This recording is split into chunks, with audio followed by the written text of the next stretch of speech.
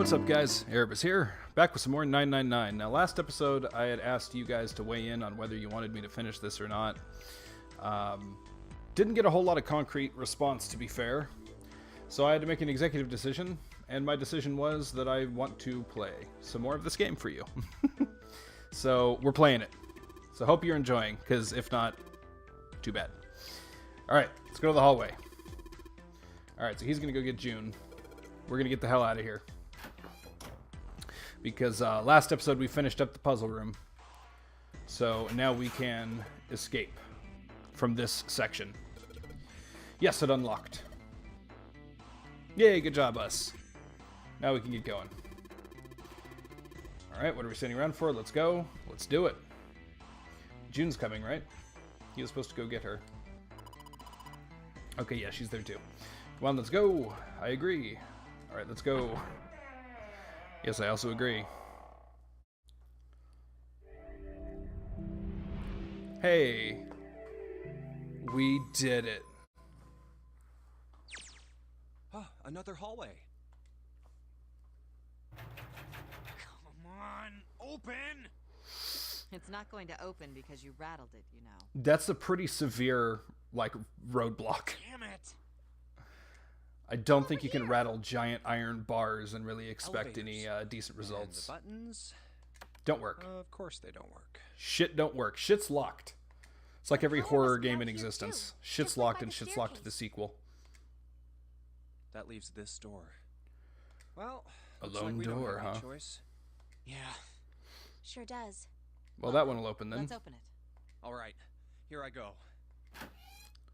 Let's do it. Oh, so it's a kitchen. All right. What were you Anybody hungry? expecting? Isn't it obvious? I actually am. The exit. I was hoping this would be the way out of here. I was asking you guys, really but then think as I it'd be thought that about it, I was easy? like, hey, my stomach's Yeah, actually kind of yeah, growling. I know. Still, I should probably get something to If eat. we can just get through this door, we Relatively should come soon. out on the other side of that grate we saw earlier. Don't we need a key for that? I don't know why the voice acting stopped there. no good. Sorry, I guess that wasn't very constructive. Guess it's a bit of a mismatch. I'm not sure why. The voice acting versus Anyway, let's the take a look. text. It's kind of funky. Hey, Yes. What's that? Oh, it's the map. Oh yeah, I guess I forgot to tell you. I found this a little while ago. It's a map of the B deck. It makes us seem a little suspicious, bro. let me see that. Probably should have produced that earlier. See? Look. Like right Yes, after you yes, found it. Hold your horses. What did you figure out? This is handy. See? We came in here. Now, if we I go don't know out where here there, is. Then we'll be on the other side of the grate. How about Oh, there's that? lines. She's right. We can get out through there. I was going to say this is why I never used the map in this game, but There we go. there you go. Here, you can have it back. You get some lines Thanks. to actually show you where you There's are. a card reader on the right side of the door. Mm-hmm. And that means the key card is somewhere in here, right? Mm-hmm. That seems the most likely. All right, we know what we need to do then. Let's get moving. First off, I say we split up and look for clues. Okay. Okay. And just like that, from puzzle room straight into the next puzzle room. Let's go. Let's seek a way out. We can do it. Together we are strong. We are big, strong, awesome people. What's this? It's a voucher. It says, appetizer 9, meat dish 10, soup A, seafood dish F. Oh boy. What are these? That's 9 plates for appetizers. Usually come on square plates. Sure. Excuse me, princess. Right? I don't know that shit. There's 10 of those ones. Flip them over, they look like hats. Middle super deep. They're soup plates. They're made that way so the soup doesn't spill. If you ever get out of here, you should treat yourself to a nice dinner out. Makes you think a poor college student has the money to do something like that. Amen. I think there are 15 of those ones, assuming they're for seafood. How the hell can you tell that? Because game mechanics. They look like any other plate from the 99-cent store. If you ever take a lady out to dinner, you're going to embarrass yourself. Oh no. I'm exposed. Ooh, why is June being brought up? Lady doth protest too much, methinks. You are not terribly subtle. I love Lotus. She's outstanding. Bunch of little wavy ridges on this plate. Those are for serving meat. You really are ignorant, aren't you? It's like I need to know this crap. See, I eat everything off of the same plate, so... Okay. So the voucher doesn't match the number of plates. It says appetizer 9, meat 10, soup A, seafood F. And the plates on the table are 9, 16, 10, and 15. Maybe they're using hexadecimal. Oh boy. About to get complicated as shit up in here. Hexadecimal is a number system that goes 8, 9, A, B, C, D, E, F, 10, 11. Familiar with base 10, right? That's the normal system of numbers. Normal. The base 10 equivalents for hexadecimal numbers would go like this. A is 10, B is 11, C is 12, D is 13, E is 14, F is 15, and 10 is 16. The 10 becomes 16 in base 60, or in base 10. Ugh. Now it sounds strange, but you can think of it as just 6 letters added to the normal number system after 9. That is correct. What are we actually supposed to do with this, though? Anything? 9 is 9. Yes, I'm aware. It says F on the voucher. There's 16 meat plates. 16 is written as 10. That is nuts. Okay, so we can't do anything with those plates just yet. But you know we're going to have to. Okay, we've got a keypad. Unless this is a code here, which would be 9. Are there letters on this keypad or just numbers? There's just numbers. Okay, so I don't think that's for that. I could be wrong, but you never know. A table might be for prepping food. For prepping food. Let's check the trash cans. Nothing in there. Better than being full of rotten food, I suppose. Depends on how hungry you are. Nothing in there. Digging through the trash really suits you. Damn. Savage. So, lady, I did you a favor. I knew you'd just piss and moan, so I did it for you. Oh my. Don't recall asking you to do anything. Excuse me. Oh, that's a great expression. Ooh, a countertop. Ooh, piece of countertop. Ooh, piece of countertop. There's a rolling pin and colander here. Nothing useful. Well, you might not think it's useful, but maybe it is. This pot looks like it's made out of silver. Bet drinking tea from this pot would be really yummy. Spending a day off with June drinking tea. Could such a day ever happen for me? Not right now! This is not the time. Really don't need hot water, so we should be moving on. Very well. A lot of notes. Got a bunch of stuff written on them, but it doesn't look like a code or anything like that. Okay, none of it's important, is basically what you're saying. Okay, what about this door? This door looks quite important. It's a bolt, and it's really rusty. Will this even open? Let's give it a whirl. Well, let's give it a shot. Close enough. Let's see if you're going to come out. Damn. Nope, of course not. No dice. Alright, and back to the plates. What's going on down here? Oh, hey, this door just straight up opens. And there's stuff. There's so much stuff. A lot of cans. It's probably a pantry. Yeah, I did get that. What do we got here? Ooh. A rusty knife? A rusty knife. I don't think we'll be able to use it while it's like this. That could very well kill somebody. Futile? Not just the knife, but particularly the rust, meaning infection and all that gnarliness. A waste, useless, pointless.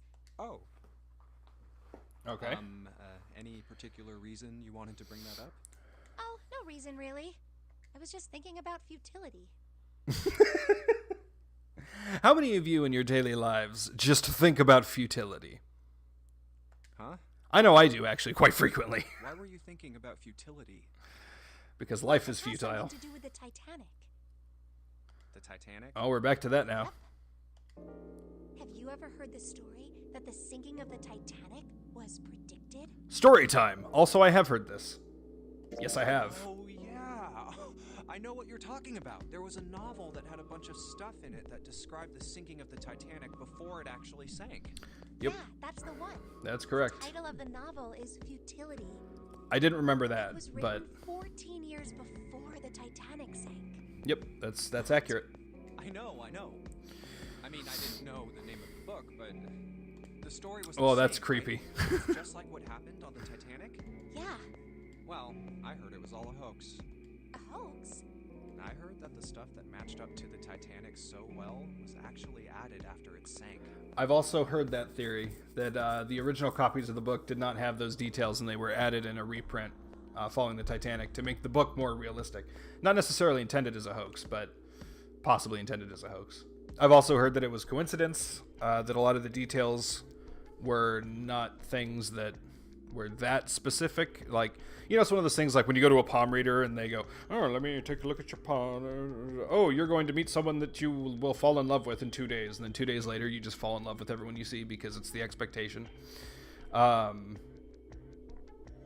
it's like something so generic that, yeah, that could happen to anybody. So it's one of those things. I've heard that explanation. And I've heard another explanation as well. But that might play into the game, so I'm not going to talk about that one. Apparently, the only thing that was the same originally was that a boat ran into an iceberg and sank. Mm-hmm. But the novel was published in 1898, 14 years before the accident. Yep. Like I said, that was the first print of the book.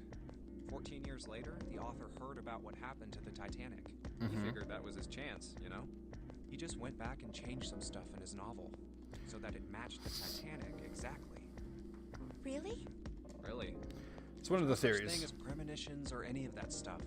But But that wasn't the only book that predicted the Titanic sinking. It wasn't? Yep. There were 2 other similar stories written by a man named William Thomas Stead. or is that the Both one I've heard right about? Before the accident. One in 1886. Shit, I don't know. one in 1892. I've heard about one of those books. I don't know which one. Stead wrote 2 stories 'Cause I haven't read any with of them. Striking similarities to the Titanic disaster. In one, 2 ships collided. Many of the passengers died because there weren't enough lifeboats.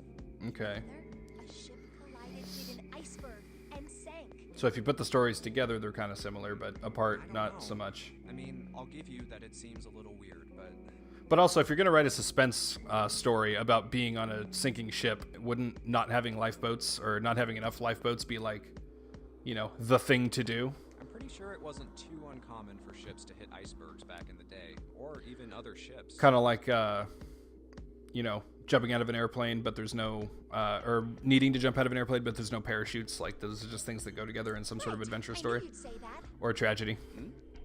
But what if Stead had some sort of special powers?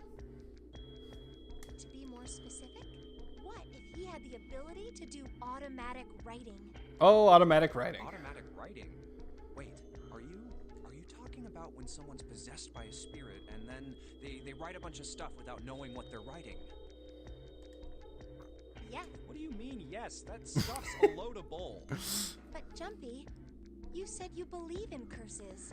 Come on, that's totally different. That's not different at all, Okay, dude. Let's say, hypothetically, that automatic writing isn't a total load.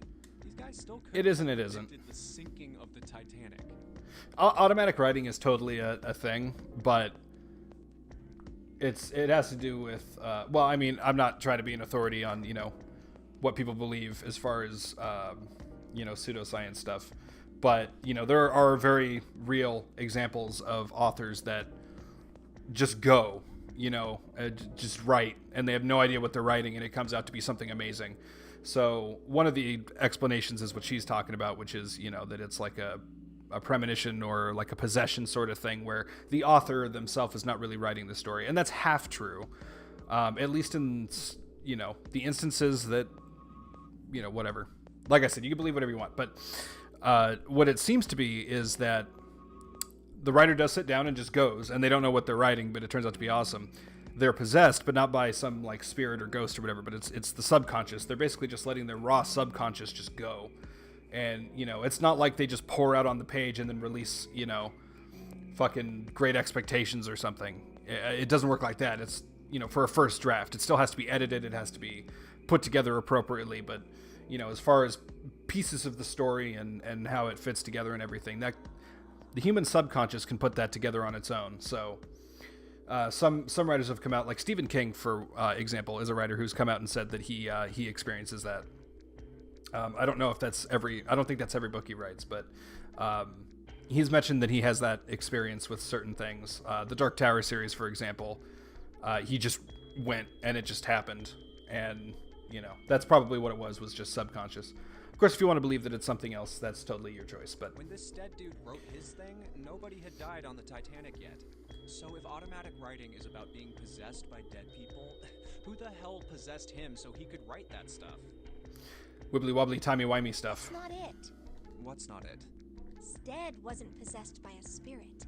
He Okay. was doing the possessing. Ooh boy. What are you smoking? William Thomas Stead That's a good question. was a passenger on the Titanic. He just wrote down what he saw with his own eyes 20 years before it happened. Well... Was he really on the Titanic? Well, Because that would be why don't we talk about this very another time, interesting. Okay? Huh? But Come on, let's get back to it. We spent enough time on a story that just happened to pop up because we found a rusty knife. But anyway, okay. So we're going to leave this one here for now. We've picked up the rusty knife. We've done a fair amount of exploring, I think.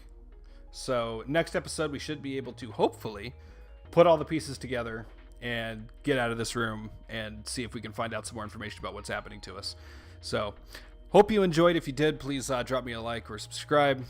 Let me know down in the comments what you're thinking of this game, if you like it, if you don't like it.